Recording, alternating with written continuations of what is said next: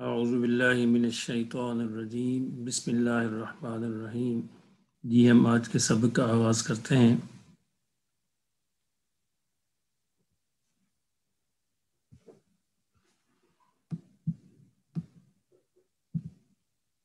یہ ہمارے اس سلسلے کا 8واں سبق ہے، تو اس سے انشاءاللہ فائدہ وہی حضرات اٹھا سکتے ہیں جو اس کو باقاعدگی سے اس میں شامل ہوں اور باقاعدگی سے اس کو ریوائز کریں اور لرن کریں۔ یہ قرآن مجید کے درس کی طرح کی چیز نہیں ہے، بلکہ کلاس ہے باقاعدہ جس میں ہمیں لرن کرنا ہے۔ تو وہ سارے حضرات جو باقاعدہ لرن کرنے کی نیت سے اس میں شامل ہوں اور لرن کریں، وہ تو انشاءاللہ اس سے فائدہ اٹھا سکیں گے، اور دوسرے حضرات شاید زیادہ فائدہ ان کو نہ ہو۔ تو پچھلے سبق میں ہم نے یہ الفاظ پڑھے تھے: ملائکہ فرشتے، یومئذ اس دن، اصحاب ساتھی لوگ، العزیز غلبے والا عزت والا، الغفور بہت زیادہ گناہوں کو معاف کرنے والا۔ آج کے جو 5 الفاظ ہیں وہ ہے نذیر، ڈرانے والا۔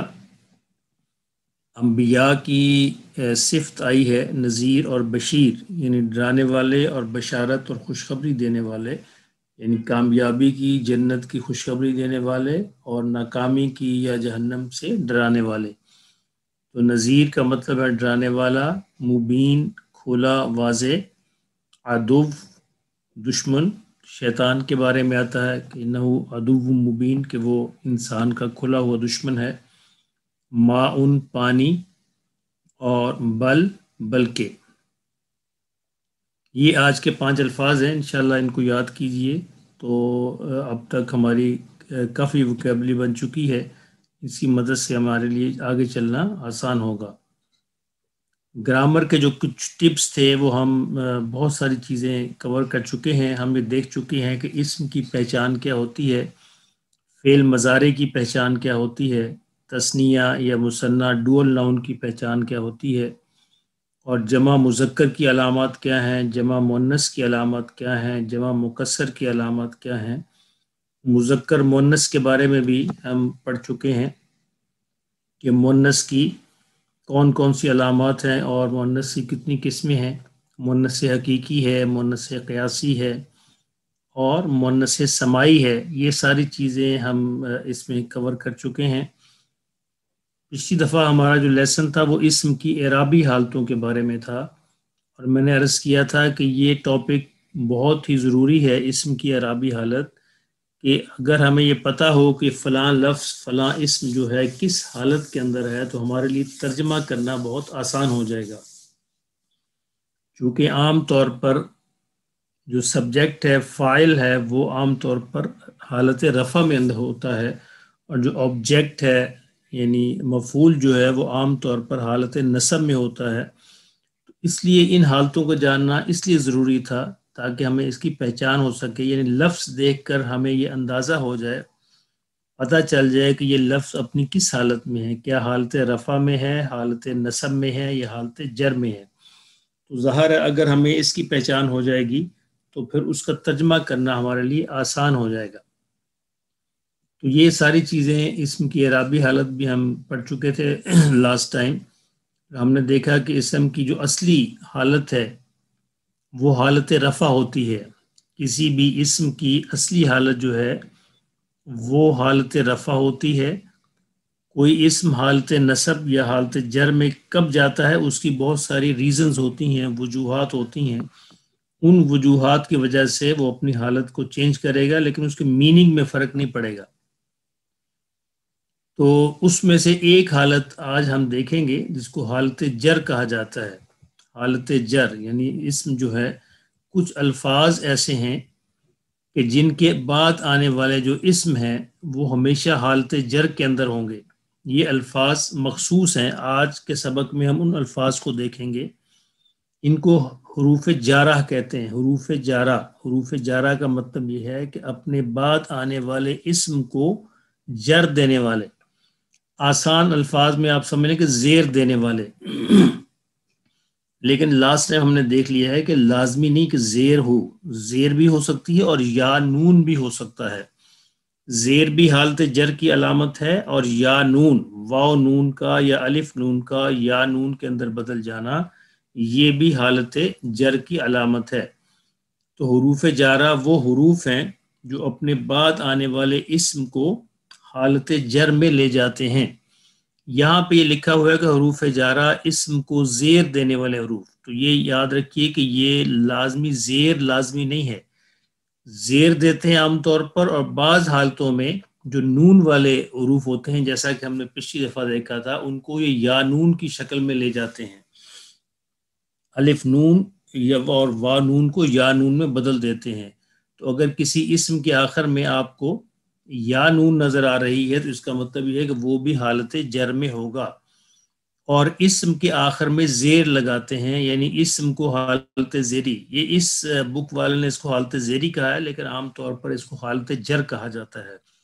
تو یہ یاد رکھنے والی بات یہ ہے، کچھ حروف ایسے ہیں عربی زبان کے اندر کہ اگر وہ آ جائیں تو ان کے بعد جو لفظ آئے گا، جو اسم آئے گا، وہ حالت جر کے اندر ہوگا، یعنی یا تو اس کے نیچے زیر آئے گی، اور یا وہ اس اگر وہ نون والا حرف ہے تو وہ یا نون کے اندر تبدیل ہو جائے گا۔ تو یہ حروف کون کون سے ہیں؟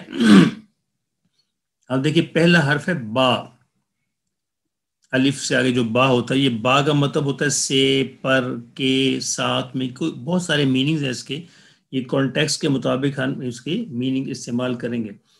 بسم اللہ کے اندر بھی یہی با ہے، بسم اللہ الرحمن الرحیم، تو ہم اس میں کرتے ہیں کہ شروع کرتا ہوں اللہ کے نام سے، اللہ کے نام کے ساتھ، اللہ کے نام کے ساتھ، وہ ساتھ کا لفظ کہاں سے آیا؟ اس با کی وجہ سے۔ تو با، اب دیکھیں با کے بعد اللہ آتا ہے، باللہ، تو اللہ کے نیچے زیر آئے گی، اور اس کا ترجمہ ہوگا اللہ پر، یا اللہ کے ساتھ، یا اللہ کی طرف سے۔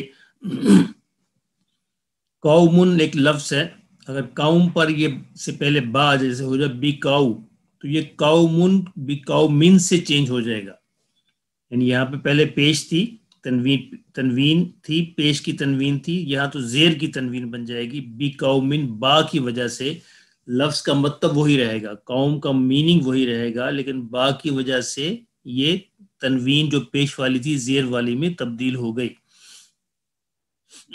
اور اگر القوم ہے تو پھر یہ بالقومی ہو جائے گا، با کی وجہ سے بالقومی۔ اس طرح ان دیکھیے، ان کا مطلب ہوتا ہے سے، کی طرف، کے بارے میں، کے تعلق سے۔ قوم پر داخل ہو تو ان قومن، قومن لفظ ہے تو اگر اس سے پہلے ان آ جائے تو ان قومن ہو جائے گا۔ القوم پر داخل ہو تو ان القومی ہو جائے گا۔ من کا مطلب ہوتا ہے سے، میں سے، یا بعض، یا کسی سبب سے، یا کوئی۔ یہ حروف جارہ ان کے بہت سارے میننگز ہوتے ہیں، تو یہ کانٹیکسٹ کے مطابق استعمال کی جاتے ہیں۔ اب دیکھیں من جو ہے قوم پر داخل ہو تو یہ ہو جائے گا قومن سے من قومن، اور القوم پہ داخل ہو تو یہ ہو جائے گا من القومی، یعنی قوم میں سے۔ اس طرح فی ہے، فی کا مطلب میں یا کے بارے میں، قوم پر داخل ہو، قوم سے پہلے آ جائے تو فی قومن، اور القوم ہو تو فی القومی۔ اس طرح اعلیٰ کا مطلب ہوتا ہے پر یا کے اوپر، قومن سے ہو جائے گا اعلیٰ قومن، اور القوم سے ہو جائے گا علی القومی۔ تو یہ الفاظ ہیں۔ اس طرح الا، یہ ہم نے پچھلی دفعہ کچھ الفاظ پڑھے بھی تھے، الا قومن پر آئے تو الا قومن، اور القوم پر آئے تو الی القومی۔ مع کا مطلب ہوتا ہے کے ساتھ، قومن پر آئے گا تو مع قومن، اور القوم پہ آئے گا تو مع القومی۔ حتی تک، یہاں تک کہ، کاف یا اس کی مطلب ہوتا ہے کی، یا کی طرح، یا کی مانند، کے جیسے۔ قوم پر اگر آئے تو کا قومن کسی قوم کی طرح، القوم پر آئے تو کل قومی، لی لام کے نیچے زیر، لی کا مطلب ہوتا ہے کے لیے، کا کے کی کے معنوں کے اندر بھی آتا ہے. اس سے اگر قوم پر اگر آئے تو لقومن کسی قوم کے لیے، القوم پہ اگر آئے تو للقومی قوم کے لیے. واو جو ہے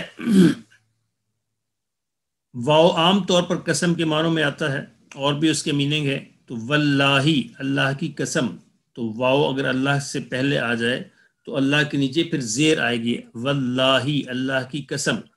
اس سے تا جو ہے یہ بھی اللہ کی قسم کے لیے آتا ہے، تاللہ اللہ کی قسم. 3 الفاظ ہیں زو، زا اور زی. ان کے بعد جو لفظ ہے اس میں بھی عام طور پر زیر آتی ہے. ذوالجلالی، ہم کہتے ہیں ذوالجلالی والاکرام، ذوالجلالی زو کی وجہ سے الجلال کے نیچے زیر آ رہی ہے. اس لفظ اولو، یہ اولو نہیں ہے، یہ ہے اولو. اولو کا مطلب ہوتا ہے والے. قرآن مجید میں کہا گیا اولو الالباب، عقل والے، یا اولو العلم علم والے. تو اولو العلمی، دیکھیں علم کے نیچے زیر اولو کی وجہ سے آ رہی ہے. اس سے ذاتی، زواتی، ان کے بعد بھی آنے والے حروف پر عام طور پر زیر آتی ہے، یا وہ حالت جر کے اندر ہوتے ہیں. تو یہ سارے کے سارے الفاظ ہیں. یہ قرآن مجید سے اس کی ساری مثالیں یہاں پہ دے دی گئی ہیں. یہ اس بک سے میں نے یہ پیجز اس لیے لیے ہیں کہ قرآن مجید سے عام طور پر جتنی مثالیں موجود ہیں وہ یہاں پہ دے دی گئی ہیں. جیسے با کی مثالیں دیکھیں، جیسے باللہ، بالرحمن، باذن اللہ، بالحق، بالغیبی، بالآخرتی، بالقرآنی، بالوحی، بالرسولی، بالیومی. یہ ساری مثالیں جو عام طور پر قرآن کے اندر موجود ہیں وہ یہاں پہ دے دی گئی ہیں. یعنی لفظ حرف با جو ہے کن کن الفاظ سے پہلے قرآن مجید میں آ رہا ہے. یہاں دیکھیے بمؤمنین اور بالمؤمنین، یہ بھی حالت جر کے اندر ہے یا نون کی وجہ سے، کیونکہ یہاں پہ یا نون آ رہی ہے. بمؤمنین اور بالمؤمنین، زیر تو واضح ہے تو اس میں تو کوئی اس کو پہچاننے میں کوئی دقت نہیں ہوتی، لیکن یا نون کی وجہ سے بعض کا مسئلہ ہوتا ہے. تو یاد رکھیے اگر یا نون آ رہا ہے تو وہ بھی حالت جر کی علامت ہے، حالت نصب کی بھی. تو ہم کیسے پہچانیں گے یہ حالت نصب ہے یا حالت جر ہے؟ تو وہ ہم دیکھیں گے اس سے پہلے کون سا جو عامل ہے وہ کام کر رہا ہے، اس سے پہچان جائیں گے. اگر با آ رہی ہے پہلے تو چونکہ حرف جر آ رہا ہے اس لیے ہم سمجھیں گے کہ یہ حالت جر کے اندر ہے. تو یہ با کی ساری مثالیں ان 2 صفحات پر موجود ہیں. اس طرح قرآن مجید سے حرف جار عن کی مثالیں، یعنی کن کن الفاظ سے پہلے عن آ رہا ہے، تو اس میں بھی وہی صورت ہوگی، عن نفس، عن العالمین. اب دیکھیں عن العالمین یہ بھی حالت جر میں ہے لیکن یہاں پہ یا نون ہے.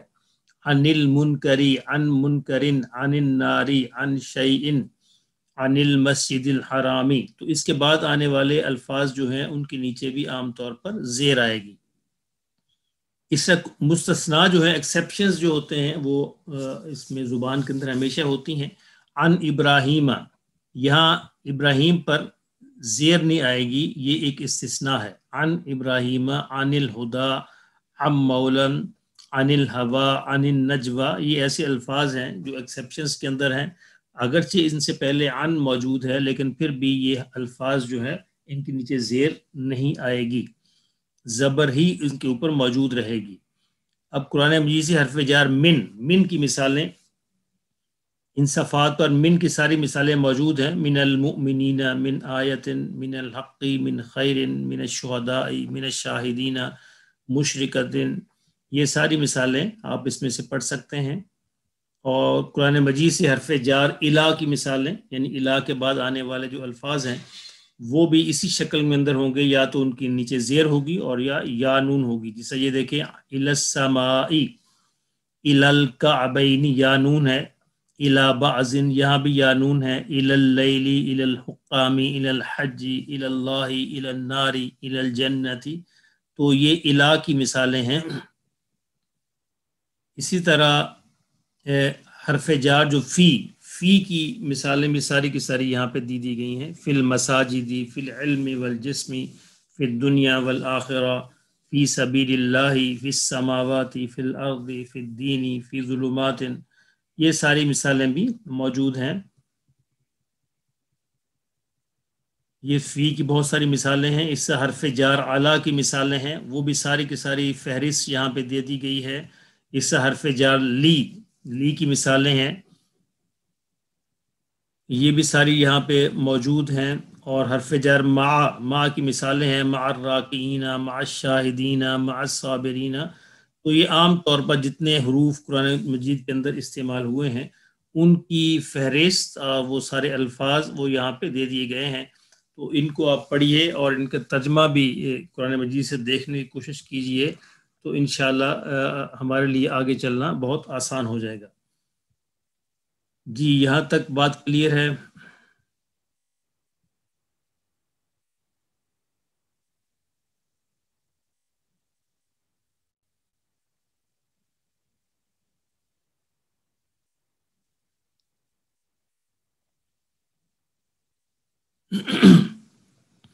جی ہم آگے چلیں، یہاں تک بات کلیئر ہے؟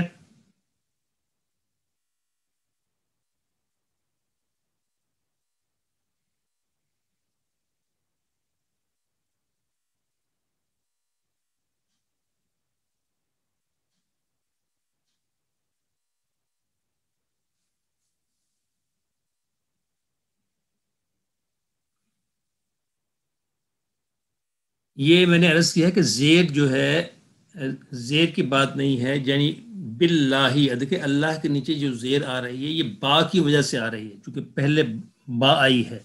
تو اگر پہلے با آ رہی ہے، اس کے بعد جو لفظ آئے گا اس کے اینڈ پہ زیر آئے گی، اس کے اینڈ پہ زیر آئے گی، اور اس کے اینڈ پہ یا نون آئے گا. یا تو زیر ہوگی اور یا نون ہوگا اینڈ پہ. یہ ہے اس کی صورت، جیسے ہم پہلے دیکھ چکے ہیں بسم اللہ.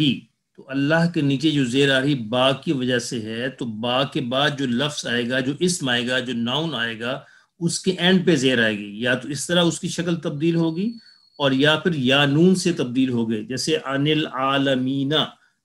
عالمی ان کی وجہ سے عالمون تھا اصل، تو عالمون سے عالمین، تو اس لفظ کے آخر میں یا نون آ گئی اس ان کی وجہ سے. تو یہ اس کی وضاحت ہے. ایک صاحب پوچھ رہے تھے کہ زیر یا نون سے پہلے ہوگا،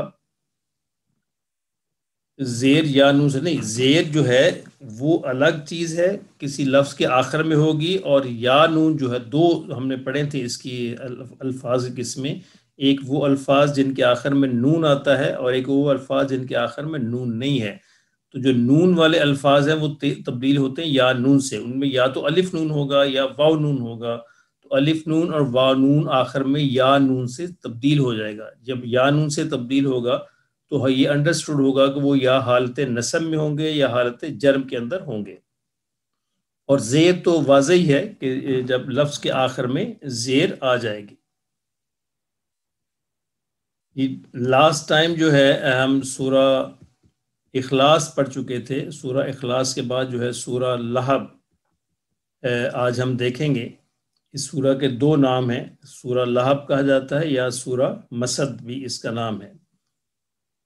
تو یہ غالباً وہ سورہ ہے جس میں باقاعدہ نام لے کر اللہ رب العزت نے ایک شخص کی ناکامی اور اس کی تباہی اور بربادی کے بارے میں بتایا ہے.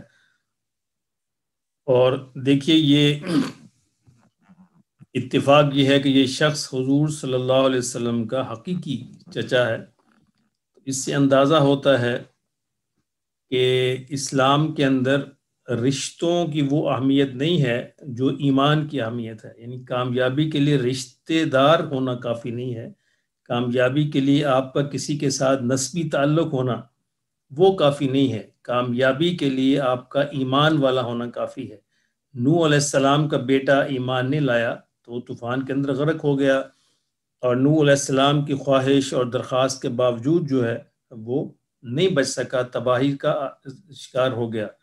اور یہ حضور صلی اللہ علیہ وسلم کا حقیقی چچا ہے، لیکن چونکہ آپ کے اس پیغام پر ایمان نہیں لایا اور آپ کا ساتھ نہیں دیا، اس سے ناکام ہوا.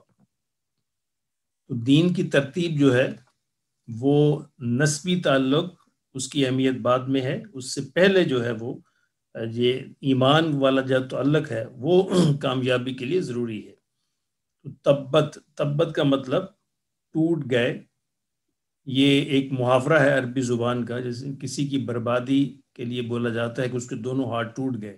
اس کے دونوں ہاتھ ٹوٹ گئے کا مطلب یہ ہے کہ وہ برباد ہو گیا، وہ تباہی کا شکار ہو گیا۔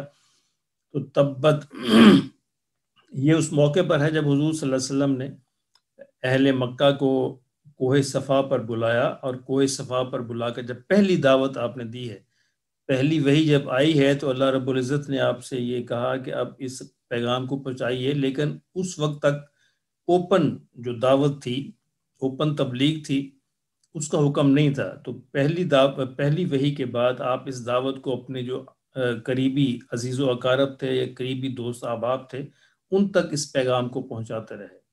پھر 3 سال کے بعد آپ کو حکم ہوا کہ اب اس دعوت کو آپ عام پبلک کے اندر لے جائیے، پبلک تک پہنچائیے۔ تو چونکہ عرب کا دستور یہ تھا، کسی بھی اہم بات کو جب اعلان کرنا ہوتا تو کوہ صفا پر چڑھ کر اعلان کرتے۔ ابھی بھی جب آپ حج اور عمرے پہ جاتے ہیں اور صفا اور مروہ کی پہاڑیوں پہ جاتے ہیں، یہ وہی کوہ صفا ہے۔ اب تو محسوس نہیں ہوتا، وہ کسی زمانے میں ایک پہاڑ بھی تھا، تو اس قدر تبدیلی اس کے اندر ہو گئی ہے۔ تو یہ صفا کی پہاڑی تھی، اس وقت اچھی خاصی یہ پہاڑی تھی، تو وہاں پہ چڑھ کے لوگوں کو بلایا جاتا اور وہاں پہ چڑھ کے ان کو یہ خاص اعلان کیا جاتا۔ تو حضور صلی اللہ علیہ وسلم بھی وہاں پہ تشریف لے گئے اور قریش کو بلایا، سارے قریش اپنے روایت اور دستور کے مطابق وہاں پہ جمع ہو گئے۔ تو وہاں پہ حضور صلی اللہ علیہ وسلم نے ان سے بڑا ہی ایک دانش مندانہ اور بڑا خوبصورت سوال پوچھا کہ اگر میں تم سے یہ کہوں کہ اس پہاڑ کے پیچھے ایک فوج ہے جو تم پر حملہ کرنے والی ہے، تو کیا تم میری اس بات کو مان لو گے؟ یعنی بغیر دیکھے ہوئے تمہارے سامنے تو پہاڑ نظر آ رہا ہے اور میں پہاڑ کے اوپر کھڑا ہوں، میں تمہیں بتا رہا ہوں کہ پیچھے ایک فوج ہے۔ تو سب نے کہا کہ کیوں نہیں، ہم ضرور مانیں گے۔ کیوں مانیں گے؟ چونکہ آپ صادق ہیں، امین ہیں، سچے ہیں، امانت والے ہیں، ہمیشہ سچ بولتے ہیں، ہم نے کبھی آپ کو جھوٹ بولتے نہیں سنا۔ تو حضور صلی اللہ علیہ وسلم نے یہ تسلیم، یعنی اپنی صداقت اور امانت کی گواہی دلوانے کے بعد، ان سے تسلیم کروانے کے بعد پھر یہ کہا کہ میں تم کو ایک اللہ سے ڈراتا ہوں، تو اسی طرح تم اس پر بھی ایمان لے آؤ، ایک دن آنے والا ہے جب تم بتوں کی وجہ سے جہنم کا شکار ہو جاؤ گے۔ اب یہ ساری دعوت ان تک پہنچائی، تو اس موقع پر ابو لہب سب سے پہلے تھا، آپ کا حقیقی چچا، جس نے کہا کیا تم نے ہمیں اس لیے یہاں پہ بلایا تھا کہ تم ہمیں یہ بات بتاؤ؟ تو اس نے اس موقع پر کہا تب اللہ کا یا محمد، اے محمد معاذ اللہ، نعوذ باللہ کہ اللہ تمہارے ہاتھ ٹوٹ جائیں۔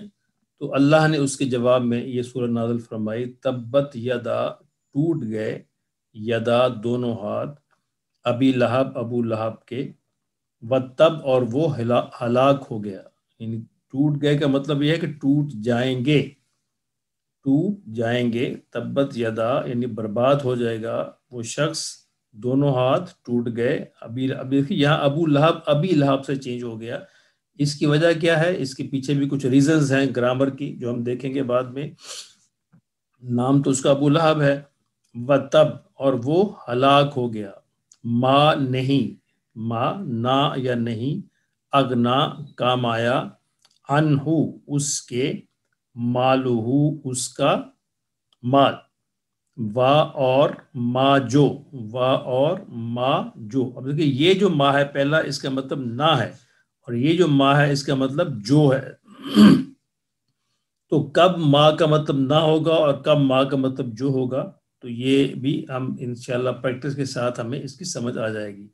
وما اور جو، کسبا اس نے کمایا، یعنی ابو لہب ایک امیر آدمی تھا اپنے معاشرے کا، اور ابو لہب کا ایک خاص جو حضور صلی اللہ علیہ وسلم کے خلاف ابو لہب کی جو موومنٹ تھی وہ خاص تھی، آپ اسے میڈیا موومنٹ کہہ لیں اس زمانے کی، یعنی حضور صلی اللہ علیہ وسلم کو بدنام کرنا، آپ کے خلاف جو خبریں کرنا، آپ کے خلاف سکینڈلز بنانا، آپ کے خلاف باتیں کرنا جگہ جگہ جا کر، یہ اس کا اور اس کی بیوی کا خاص وتیرہ تھا۔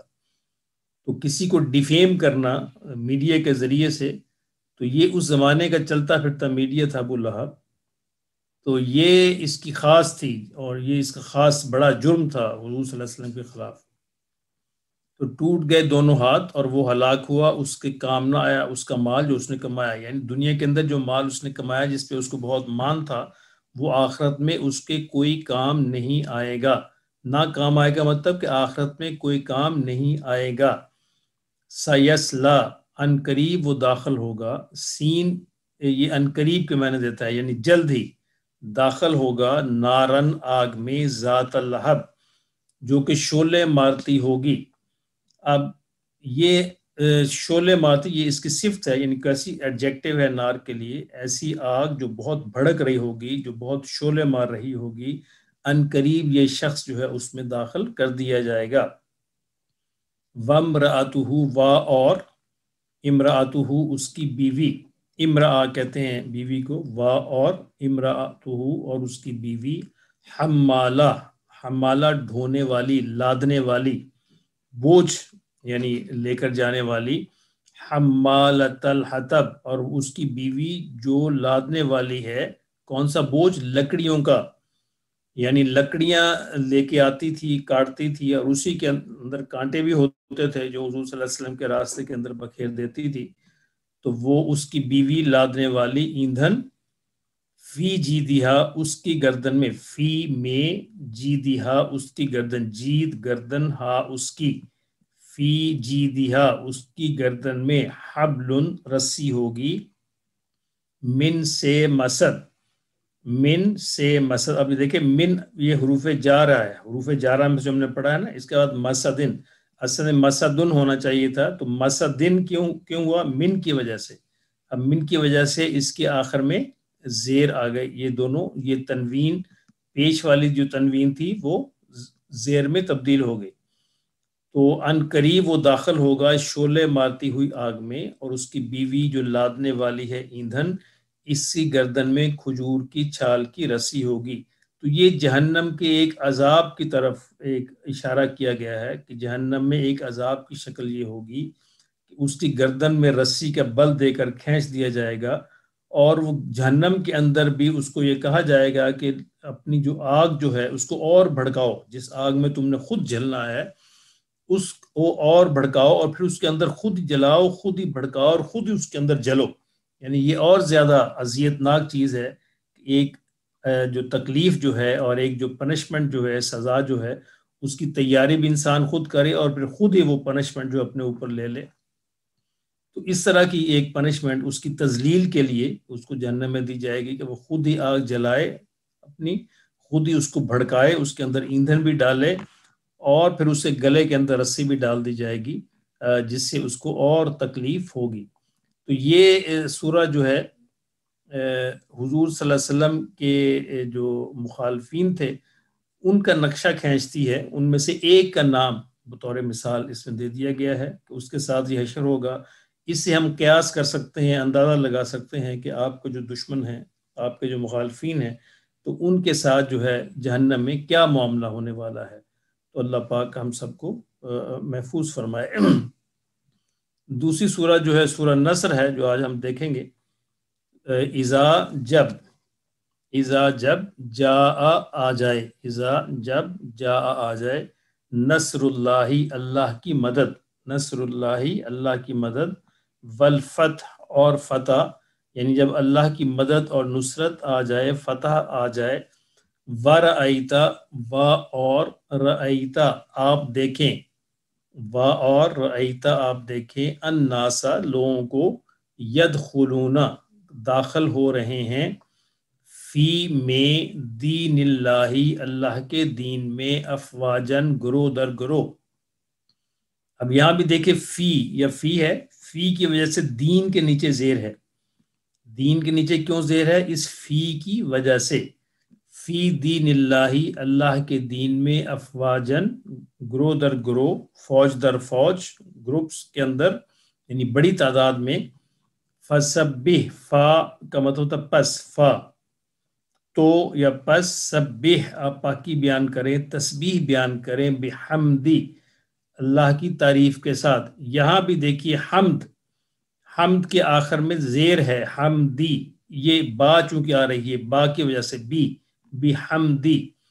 اللہ کی تعریف کے ساتھ، ربی کا اپنے رب کی، وستغفرہ اور بخشش طلب کیجیے اس سے اور استغفار کیجیے، انہو بے شک وہ، کانا ہے، توابا توبہ کو بہت زیادہ قبول کرنے والا۔ تو یہ فتح اور نصرت کی پیشین گوئی تھی حضور صلی اللہ علیہ وسلم پر کے لیے کہ جب یہ آپ کا مشن کمپلیٹ ہو جائے تو اس وقت آپ اور زیادہ اللہ کی طرف جو ہے، اللہ کی تسبیح بیان کرنے کی طرف، استغفار کی طرف اور زیادہ آپ توجہ کر لیں کہ بے شک اللہ بہت زیادہ رحم کرنے والا، معاف کرنے والا، توبہ قبول کرنے والا ہے۔ تو یہ ایک میسج ہے ہمارے لیے کہ جب بھی انسان کو کوئی مدد اور نصرت، کوئی فتح، کوئی کامیابی حاصل ہو تو بجائے اس کے کہ وہ کیا کہتے ہیں فخر اور غرور کرے، تو اس کا سر اور زیادہ جھک جانا چاہیے اور اس کو اللہ کی تسبیح، حمد و ثنا کے اندر اور زیادہ مشغول ہو جانا چاہیے، اس کو اور زیادہ اللہ کا شکر ادا کرنا چاہیے۔ استغفار کا زیادہ سے زیادہ کرنا بھی یہ اللہ کے شکر کو بیان کرنے کا ایک انداز ہے۔ اسی لیے حضور صلی اللہ علیہ وسلم جب فتح مکہ کے موقع پر، جب آپ مکہ کے اندر داخل ہو رہے تھے، وہی مکہ جہاں سے بس صرف 7-8 برس پہلے ہی آپ اس حال کے اندر نکالے گئے تھے کہ کوئی آپ کا پرسان حال نہیں تھا، آپ اور ابو بکر دو ہی بندے تھے جو وہاں سے جا رہے تھے، اور اب جاتے ہوئے آپ یہ کہہ کے جا رہے تھے مکہ سے کہ اے اہل مکہ، تو مجھے اس سرزمین پر سب سے زیادہ پیارا شہر ہے، میں یہیں پہ پیدا ہوا، یہیں پہ پلا بڑا، یہیں پہ رہا، مجھے تم سے پیار ہے، لیکن تیرے رہنے والے یہاں مجھے رہنے نہیں دیتے۔ تو یہ الفاظ آپ نے مکہ کی طرف منہ کر کے ادا کیے تھے۔ تو وہی شہر، اس کے اندر جب آپ فاتحانہ طور پر داخل ہو رہے ہیں تو آپ اونٹ پر بیٹھنے کے باوجود اللہ کے آگے سجدے کے اندر جھکے ہوئے تھے، اور آپ کا سر جو ہے اونٹ کی کوہان کے ساتھ لگا ہوا تھا، یعنی سر بھی آپ کا اونچا نہیں تھا کہ کہیں کہ لوگ اس کو فخر نہ سمجھ لیں۔ اللہ کا شکر ادا کر رہے تھے کہ یا اللہ یہ وہی جگہ ہے، وہی شہر ہے، وہی بستی ہے جہاں سے میں اس حال کے اندر نکالا گیا تھا، اور آج تو نے مجھے کس طرح فتح و نصرت جو ہے وہ عطا فرمائی ہے۔ تو اس سورہ کو جب یہ سورہ نازل ہوئی ہے تو حضرت ابوبکر صدیق رضی اللہ تعالیٰ عنہ سورہ کو سنتے ہی سمجھ گئے تھے کہ اب نبی صلی اللہ علیہ وسلم کی دنیا سے روانگی کا وقت ہے، اس لیے باقی صحابہ یہ فتح کی خوشخبری سن کر خوش ہوئے، اور حضرت ابوبکر نے رونا شروع کر دیا۔ تو صحابہ نے پوچھا تو آپ نے کہا کہ یہ اصل میں حضور صلی اللہ علیہ وسلم کی روانگی کا پیغام ہے کہ اب آپ کا مشن جو ہے کمپلیٹ ہو گیا، تو ظاہر اب آپ دنیا سے واپس چلے جائیں گے۔ تو اس صورت کے اندر یہ ہمارے لیے یہ پیغام ہے کہ جب بھی ہمیں کوئی کامیابی، کوئی مدد، نصرت، فتح حاصل ہو تو ہمیں اللہ کا شکر کے اندر مزید اور آگے بڑھنا چاہیے، اور استغفار اور اللہ کی حمد اور تسبیحات بیان کرنے میں اور زیادہ رغبت سے اور زیادہ شوق سے کام لینا چاہیے۔ تو یہ 2 صورتیں آج ہم نے دیکھی، تو ان کے جو انگلش ترجمہ جو ہے وہ بھی یہاں پہ موجود ہے، تو جو حضرات اردو ترجمے سے فائدہ نہ اٹھا سکیں تو وہ یہ انگلش ترجمے سے فائدہ اٹھا سکتے ہیں۔ اس کے بعد ہم نے پچھلی دفعہ دیکھا تھا عربی گرامر کے جو یہ ہم کتاب جو پڑھ رہے ہیں اس میں ہم نے دیکھا تھا کہ فی اور فی اور الا اور علا، یہ 4 الفاظ جو حروف جارہ میں سے ہیں، یہ 4 الفاظ ہم نے پڑھے تھے کہ ان کا استعمال کیسے ہوتا ہے۔ اس سبق میں ہم دیکھیں گے کہ مرکب اضافی کیا ہوتا ہے۔ لفظ جو ہے جب کمبائنڈ شکل کے اندر کمبینیشن بناتے ہیں، مختلف کمپاؤنڈ بناتے ہیں تو ان کو مرکب کہا جاتا ہے، مرکب اضافی۔ تو یہ ہم پڑھیں گے، جس سے یہاں پہ حقیبت المدرسی، حقیمت المدرسی، مدرس کا، ٹیچر کا بیگ، حقیبہ اور المدرس یہ جہاں پہ ملے تو یہ ایک مرکب اضافی بن گیا۔ اس سبق ہم دیکھیں گے، اگلی دفعہ جو ہم گرامر کا جو لیسن ہے وہ بھی اسی کے بارے میں پڑھیں گے، تو انشاءاللہ اس کی وضاحت پھر مزید زیادہ بہتر طریقے سے ہو جائے گی۔ سعید الدرس الخامس، 5واں سبق، خامس کا مطلب 5واں، 4 سبق ہم پڑھ چکے ہیں۔ الدرس الخامس، 5واں سبق۔ سعید یہ کہتا ہے اکتاب محمد ھذا یا یاسر، اے یاسر یہ کتاب کیا محمد کی ہے؟ کتاب محمدن محمد کی کتاب، یہ ہے مرکب اضافی، کتاب محمدن محمد کی کتاب۔ یاسر یہ پوچھتا ہے، یاسر سے سعید یاسر سے یہ پوچھ رہا ہے کہ ایس یاسر کیا یہ کتاب محمد کی ہے؟ یاسر کیا جواب دیتا ہے؟ لا، نہیں۔ حاضہ کتاب حامدن، یہ حامد کی کتاب ہے، یہ ہے مرکب اضافی، کتاب حامدن حامد کی کتاب۔ اب اس کے اندر کی کا جو لفظ جو ہے وہ کہاں سے آیا؟ ترجمہ کرتے وقت ہم یہ کہیں گے کتاب حامدن، حامد کی کتاب۔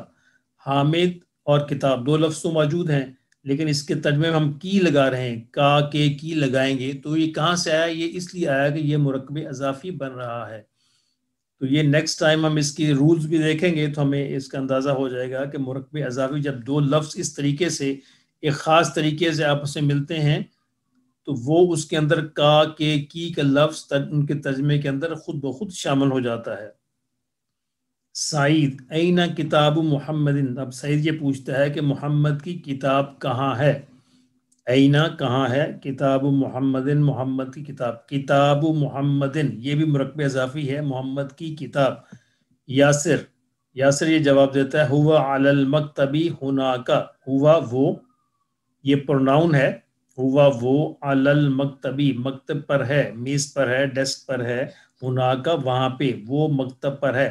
اب دیکھیں مکتب کے نیچے زیر آ رہی ہے علی المکتبی، یہ ہم پڑھ چکے ہیں، آج بھی ہم نے پڑھا ہے اور پچھلے لیسن کے اندر بھی پڑھا تھا کہ اعلی اور فی اور الا یہ الفاظ جب آئیں تو ان کے بعد آنے والے اسم پر زیر آئے گی۔ سعید، اب سعید یہ کہتا ہے این دفتر عمار، کہ عمار کی کاپی کدھر ہے؟ دفتر کا مطلب کاپی، این دفتر عمار، عمار کی کاپی کہاں پہ ہے؟ یاسر ہوا علی المکتب المدرسی، یاسر کہتا ہے وہ ہے مکتب المدرسی، وہ ٹیچر کی میز پر ہے۔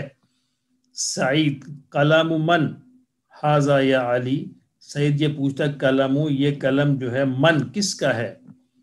حاذا یعنی یہ قلم من، یہ قلم کس کا ہے؟ یا علی، اے علی، اس کا مطلب اے علی یہ قلم کس کا ہے؟ علی حاذا قلم المدرسی، یہ قلم یہ پین جو ہے مدرس کا ہے، ٹیچر کا ہے۔ سعید این حقیبۃ المدرسی، مدرس کا بیگ جو ہے، ٹیچر کا جو بیگ ہے وہ کہاں پہ ہے؟ علی ہی تحت المکتبی، ہی تحت المکتبی یہ مکتب کے نیچے ہے، یہ اس میز کے نیچے ہے۔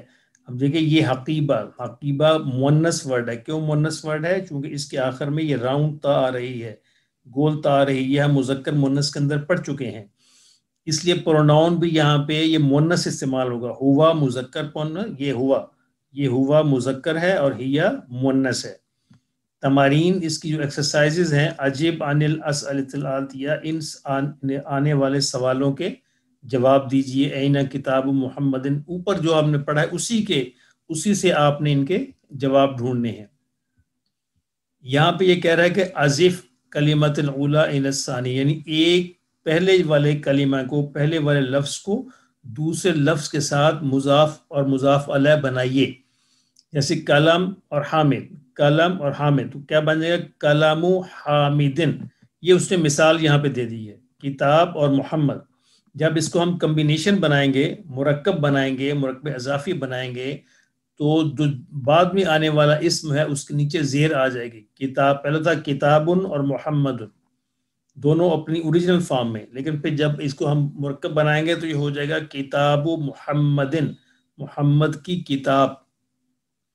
مکتب اور المدرس دو الفاظ ہیں الگ الگ، مکتب اور المدرس، تو مکتب اور المدرس کو اگر اس خاص طریقے سے جوڑیں گے، خاص طریقے سے ملائیں گے، مکتب المدرسی، تو یہ ایک مرکب اضافی بن جائے گا اور اس کا مطلب بنے گا مدرس کا مکتب، کا کے کی کے لفظ خود بخود اس میں شامل ہو جائے گا۔ اسی طریقے سے ہم نے یہ بنانے ہیں، قلم حامدن مفتاح البیت، یہ ہو جائے گا مفتاح البیتی، مفتاح البیتی، بیت عباس، بیت عباس، دکان التاجر، دکان التاجری، دکان التاجری، غرفۃ علی، غرفۃ غرفۃ علی بیت المحندسی، بیت المحندسی یعنی بعد میں جو آنے والا اسم ہے اس کے نیچے زیر آئے گی اور پہلے پر پیش ہی رہے گی. اس کی پریکٹس کیجئے. اور اگلی ایکسرسائز میں کہا گیا ہے اقرا وقتب ما ضبط اواخر الکلمات، کہ آپ اس کو پڑھیے بھی اور لکھیے بھی، اور ان کے آخر میں خاص طور پر جو زیر زبر پیشانی ہے وہ ضرور دیجیے. جیسے باب المدرستی، باب المدرستی، مدرسہ کے نیچے زیر آئے گی اور یہ اس سے یہ پتہ چلے گا کہ یہ مرکب اضافی ہے. حمار الرجلی، حمار الرجلی، بیت حامدن، بیت حامدن، سیارت المدیری. اس طرح اگلی ایکسرسائز کو آپ نے پڑھنا ہے اور ان کی جواب تلاش کیجئے. اور نیکسٹ ٹائم جو ہے ہم ان کو یہ ساری ایکسرسائز دیکھیں گے انشاءاللہ، اور اس کو ہم مزید سمجھیں گے کہ مرکب اضافی کیا ہوتا ہے. جب دو الفاظ اس طرح بنتے ہیں تو مرکب اضافی بنتا ہے، اور مرکب اضافی پھر یہ اس کو کہتے ہیں مضاف اور مضاف الیہ. پہلے لفظ کو کہیں گے مضاف اور دوسرے کو کہیں گے مضاف الیہ. یعنی جب ایک لفظ کی نسبت دوسرے لفظ کی طرف کر دی جاتی ہے تو وہ اس کو مرکب اضافی کہتے ہیں، اور پہلے والے لفظ کو مضاف اور دوسرے کو مضاف الیہ کہتے ہیں. اور ان کا ترجمہ کرتے وقت اس میں کا، کے، کی کا لفظ خود بخود اپنے آپ شامل ہو جاتا ہے. ابراہیم علیہ السلام کی ہم کہانی پڑھ رہے تھے تو پچھلی دفعہ ہم نے یہاں تک پڑھ لیا تھا کہ وہ بادشاہ کے سامنے پیش ہوتے ہیں اور بادشاہ سے ان کا جو کنگ تھا اس زمانے کا ان کا ڈائلاگ ہوتا ہے، اور ابراہیم علیہ السلام جو ہے اس کو دلائل دیتے ہیں، اور جب بادشاہ اس دلیل سے نہیں سمجھتا تو دوسری دلیل ایسی دیتے ہیں کہ بادشاہ جو ہے لاجواب ہو جاتا ہے، اس کو کوئی جواب اس کا نہیں آتا. اب اپنے والد کو ابراہیم علیہ السلام جو ہے دعوت دیتے ہیں. اب یہاں بھی دیکھیے رشتے جو ہیں، ابراہیم علیہ السلام کا والد جو ہے وہ ایمان والا نہیں ہے تو ابراہیم علیہ السلام اس کو نہ بچا سکے. حضور صلی اللہ علیہ وسلم کا چچا ایمان والا نہیں ہے، نہ بچا سکے. اور نوح علیہ السلام کا بیٹا ایمان والا نہیں ہے، نہ بچا سکے. لوط علیہ السلام کی بیوی ایمان والی نہیں ہے، نہ بچا سکے. تو آخرت میں نسب کام نہیں آئے گا، آخرت میں ایمان کام آئے گا. تو ایمان کو جس طرح ہم اور جس قدر بچا کے لے جائیں گے اتنا ہی وہاں پہ کامیاب ہوں گے. وَأَرَادَ ابراہیم، اور ابراہیم علیہ السلام نے ارادہ کیا ان يدعو والدہ ایدن، کہ وہ اپنے والد کو بھی دعوت دیں. یدعو بلائیں، دعوت دیں، پکاریں، یعنی اللہ کی طرف.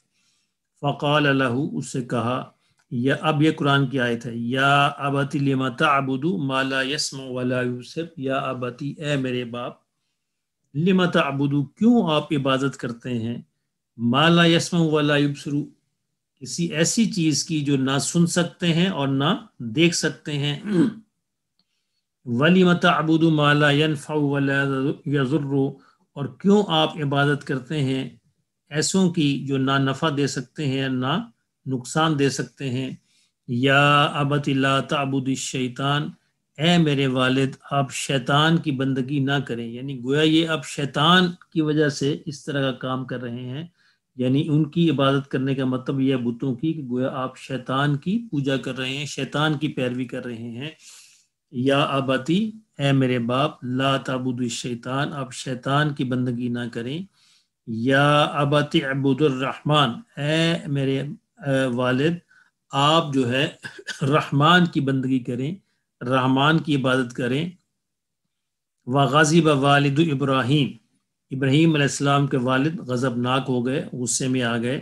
وقال، اور کہا، انا اضربک، میں تمہیں ماروں گا، یعنی سزا دوں گا. اضربک، میں تمہیں ماروں گا. فترکنی، تو مجھے چھوڑ دے. ولا تقل شیئا، اور مجھے کچھ نہ کہے، یعنی مجھ سے تو بات نہ کر، مجھے اکیلا چھوڑ دے، مجھے کچھ نہ کہے ورنہ میں تمہیں سزا دوں گا، میں تمہیں ماروں گا. وکان ابراہیم حلیما، اور ابراہیم علیہ السلام تو بڑے حلم والے یعنی نرم مزاج تھے. فقال لوالدہ، تو آپ نے اپنے والد سے کہا، سلام علیک، بے آپ پر تو سلام ہی کیا جا سکتا ہے، کچھ نہیں کہا جا سکتا آپ کو. ٹھیک ہے اگر آپ یہ کہتے ہیں تو سلام، آپ پر سلام ہو، تو میں جو ہے چلتا ہوں، پھر میں اس سے زیادہ آپ کو کیا کہہ سکتا ہوں. وقال لہ، اور اس سے کہا، انا اذهب من هنا وادعو ربی، کہ میں ٹھیک ہے پھر میں یہاں سے ہجرت کر جاتا ہوں، انا اذهب میں پھر یہاں سے چلا جاتا ہوں، میں آپ کا شہر ہی چھوڑ جاتا ہوں، آپ کا گھر ہی چھوڑ جاتا ہوں، انا اذهب من هنا میں یہاں سے چلا جاتا ہوں، وادعو ربی اور اپنے رب کی طرف لوگوں کو پھر بلاتا ہوں۔ وتأسف ابراہیم جدا، اور ابراہیم علیہ السلام کو اپنے باپ کی اس رویے سے یعنی بڑا افسوس ہوا۔ وتأسف ابراہیم جدا، اب کو افسوس ہوا ابراہیم علیہ السلام کو جداً بہت زیادہ، وارادہ اور انہوں نے ارادہ کیا، ان یذهب الی بلد آخر کہ وہ کسی دوسرے شہر کے اندر چلے جائیں، ویعبد ربہ اور اپنے رب کی وہاں پہ عبادت کریں، ویدعو الناس الی اللہ اور لوگوں کو اللہ کی طرف بلائیں۔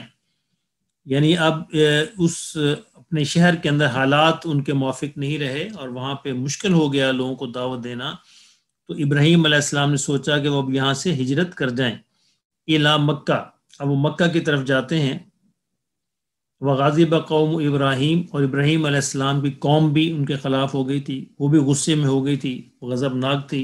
وغاضب الملک، اور بادشاہ بھی غصے میں تھا۔ وغاضب والد ابراہیم، اور ابراہیم کے والد بھی غصے میں تھے، وہ بھی ان سے ناراض تھے، قوم بھی ناراض تھی، بادشاہ بھی ناراض تھا، والد بھی ناراض تھے۔ اب یہاں یعنی ان کا حامی اور ان کا مددگار اور ان کا حمایتی اور دوست کوئی بھی نہیں تھا۔ وَأَرَادَ إِبْرَاهِيمُ أَن يُسَافِرَ إِلَى بَلَدٍ آخر، اور ابراہیم علیہ السلام نے ارادہ کیا أَن يُسَافِرَ کہ وہ سفر کریں إِلَى بَلَدٍ آخر کسی دوسرے شہر کی طرف، وَيَعْبُدَ فِيهِ اللَّهَ اور وہاں پہ اللہ کی عبادت کریں، وَيَدْعُوَ النَّاسَ إِلَى اللَّهِ اور لوگوں کو اللہ کی طرف بلائیں۔ وَخَرَجَ إِبْرَاهِيمُ مِن بَلَدِهِ وَوَدَّعَ وَالِدَهُ، پھر ابراہیم اپنے شہر سے نکلے، بلد اپنے شہر سے نکلے، وودع اور الوداع کہا، والدہ اپنے والد کو، باپ کو چھوڑ دیا۔ وقصد ابراہیم مکہ تھا، اور ابراہیم علیہ السلام مکہ کی طرف چلے، یعنی مکہ کا ارادہ کیا۔ ومعہ زوجہ ہاجر، اور آپ کے ساتھ آپ کی بیوی ہاجرہ جو تھیں وہ آپ کے ساتھ تھیں۔ وکانت مکہ لیس فیہا عشب ولا شجر، اور مکہ ایک ایسا شہر تھا اس زمانے میں، مکہ ایک ایسی جگہ تھی، لیس فیہا عشب یہاں پہ کوئی گھاس پھوس بھی نہیں تھی، کوئی جھاڑی کوئی گھاس بھی نہیں تھی، ولا شجر نہ ہی کوئی درخت تھا۔ وکانت مکہ تو، اور مکہ تھا، لیس فیہا بئر وہاں کوئی کنواں بھی نہیں تھا، ولا نہر اور کوئی دریا بھی نہیں تھا، کوئی نہر بھی نہیں تھی، یعنی پانی بھی اویلیبل نہیں تھا، شجر اور کوئی درخت بھی نہیں تھے۔ وکانت مکہ لیس فیہا حیوان ولا بشر، اور مکہ ایک ایسا بیابان تھا کہ جس میں نہ ہی کوئی حیوان تھے، نہ ہی کوئی جانور تھے اور نہ ہی انسان تھے۔ ووصل ابراہیم الی مکہ ونزل فیہا، اور ابراہیم علیہ السلام مکہ پہنچے، ونزل فیہا اور وہاں نازل ہوئے، یعنی وہاں پہ اترے، وہاں پہ ٹھہرے اپنی سواری کے ساتھ۔ وَتَرَكَ إِبْرَاهِيمُ زَوْجَهُ ہاجر، ابراہیم علیہ السلام نے اپنی بیوی ہاجرہ کو وہاں پہ چھوڑا، وَوَلَدَهُ اسماعیل اور اپنے بیٹے اسماعیل کو بھی وہاں پہ چھوڑا۔ وَلَمَّا أَرَادَ إِبْرَاهِيمُ اور جب ابراہیم علیہ السلام نے ارادہ کیا أَن يَذْهَبَ کہ وہ واپس جائیں، چلے جائیں، قالت زوجہ ہاجر تو ان کی بیوی ہاجرہ نے کہا، إِلَىٰ أَيْنَ يَا سَيِّدِي اے میرے سید، اے میرے سردار، آپ کہاں پہ جا رہے ہیں، آپ کہاں چلے ہیں؟ اتترکونی ہونا، کیا آپ مجھے یہاں پہ اکیلے چھوڑے جا رہے ہیں؟ اتترکونی ولیس ہونا ماء ولا طعام، اور آپ مجھے چھوڑ رہے ہیں یا جبکہ یہاں پہ نہ ہی کوئی پانی ہے اور نہ ہی کوئی کھانا ہے، یعنی کوئی چیز بھی اویلیبل نہیں یہاں پہ۔ اب ابراہیم علیہ السلام خاموش ہیں تو پھر ان کی زوجہ بیوی خود ہی پوچھتی ہیں، هل امرک اللہ بہذا، کیا اللہ نے آپ کو ایسا کرنے کا حکم دیا ہے؟ کیا اللہ نے آپ کو ایسا کرنے کا کہا ہے؟ قال ابراہیم، تو ابراہیم علیہ السلام نے صرف یہ جواب دیا، قال ابراہیم نعم، یس، جی، اللہ نے مجھے ایسا کرنے کا حکم دیا ہے۔ اب وہ بھی بڑی ایمان والی تھی، تو قالت انہوں نے کہا، قالت ہاجرہ نے کہا، اذن اگر ایسا ہے تو، اذن اگر ایسا ہے تو، لا یضیعنا تو پھر اللہ ہمیں ضائع نہیں کرے گا، تو اگر اللہ نے حکم دیا ہے تو پھر مجھے اس بات کا کوئی غم افسوس نہیں ہے، لا یضیعنا، پھر جس نے ہمیں حکم دیا ہے وہ ہماری رکھوالی بھی کرے گا، ہماری دیکھ بھال بھی کرے گا، وہ ہمیں ضائع نہیں کرے گا۔ تو یہ ابراہیم علیہ السلام کی سٹوری سے 2 صفحات تھے۔ تو اسپوکن عربک کے سلسلہ میں ہم جو چیزیں سیکھ رہے تھے، ہم نے دیکھا کہ ہم نے نمبرز جو تھے، کاؤنٹنگ، گنتی اس میں سیکھ لی ہے، اور ہم نے جو رشتہ دار جو ہیں، والدین، عزیز و اقارب، ان کے نام سیکھ لیے ہیں، اور جسم کے جو اعضاء جو ہیں ان کے نام جو ہے وہ ہم نے سیکھ لیے ہیں۔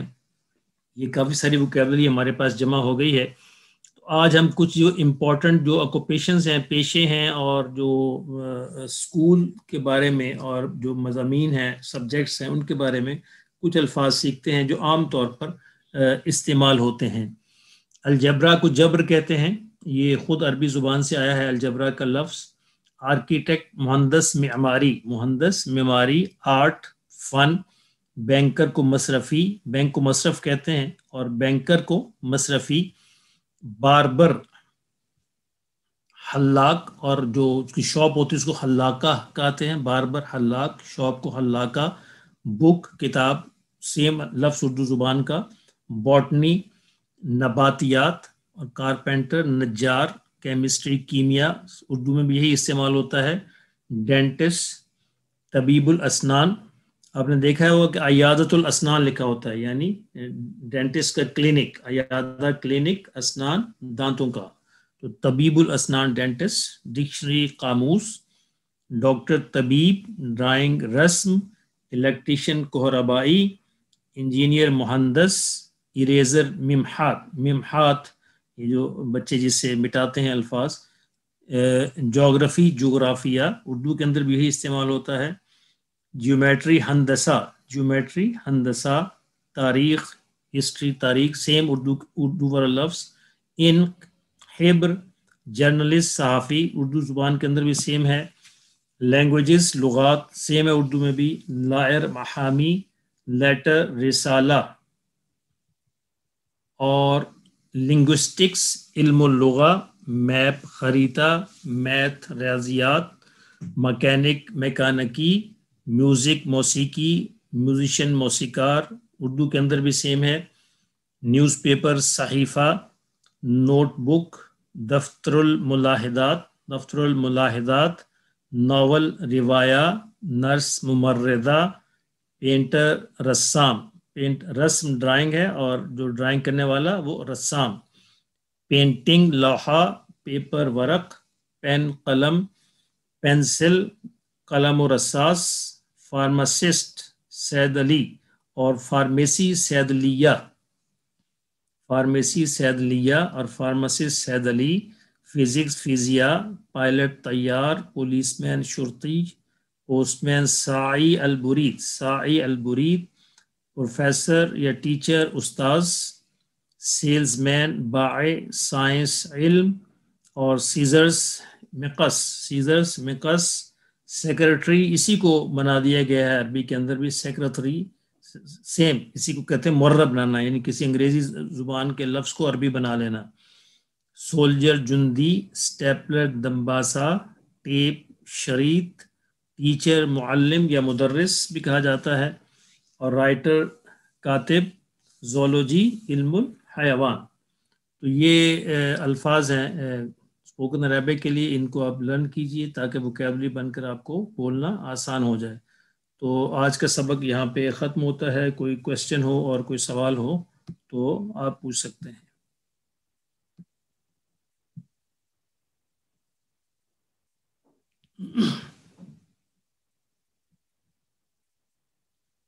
جی ٹھیک ہے جی، یہاں تک۔ انشاءاللہ اگلی دفعہ جو ہے انشاءاللہ ہم اپنے 9th لیسن کے ساتھ حاضر ہوں گے۔ جزاک اللہ خیر۔ السلام علیکم ورحمۃ اللہ وبرکاتہ۔